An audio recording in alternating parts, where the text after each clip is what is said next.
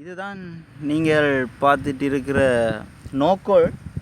நோக்கோல் பெரும்பாலும் அழைக்கப்படுதுன்னு சொன்னால் கோல்ரவி என்று சொல்லி பெரும்பாலான நாட்டில் வந்து இது வந்து சொல்லப்படுது. நோக்கோல் வந்து கோல்ரவின்னு சொல்லப்படுது. இதை பொறுத்த வரைக்கும் இது வந்து ஒரு சிறந்த ஒரு மரக்கறி மரக்கறி நாங்கள் அதிகமான மரக்கறிகளை பயன்படுத்துகிறோம். அதே மாதிரி சிலர் எல்லாருக்கும் தெரிகிறது இல்லை நோக்கோலை பற்றி. நோக்கோலும் ஒரு சிறந்த ஒரு மரக்கறி பயிர். இது தனியாக இந்த இதில் இருக்கிற கிழங்கு பகுதியையும் நாங்கள் சாப்பிடலாம், அதே மாதிரி இந்த இலப்பகுதியையும் சாப்பிடலாம். இதில் நீங்கள் பார்த்தீங்கன்னு சொன்னால் இது வித்தியாசமானது. பெரும்பாலானதுக்கு கிழங்கு வந்து தாவரத்தில் கீழ்ப்பகுதியிலேருந்து வரும்.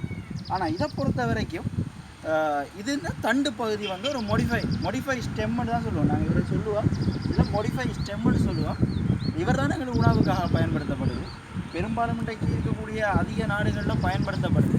இது எவ்வாறு பயிரிடப்படுது என்று பார்த்தா நல்ல வளமான மண்ணில் நீங்கள் பயிரிடலாம்.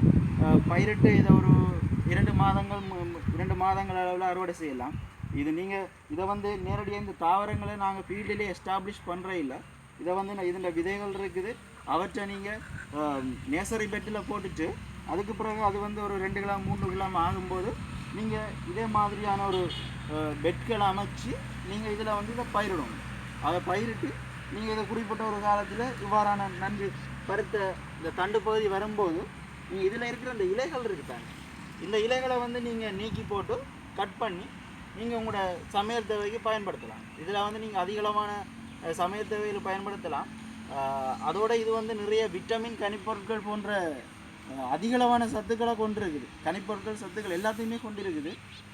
ஆகவே நீங்கள் இதை உங்களோட வீட்டு தோட்டங்களில் பயிர் செய்து நீங்கள் சிறப்பாக வாழணும், நீங்கள் ஒரு நோய் நொடியற்றவராக வாழணும் என்று நான் விரும்புகிறேன்.